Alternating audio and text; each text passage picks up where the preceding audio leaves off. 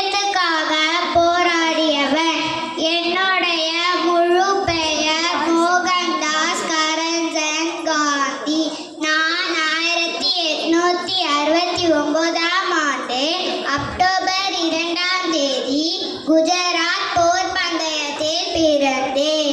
என்னுடைய தந்தை கரம்சந்த் காந்தி, தாயார் புத்லிபாய். என்னுடைய தாய்மொழி குஜராத்தி ஆகும்.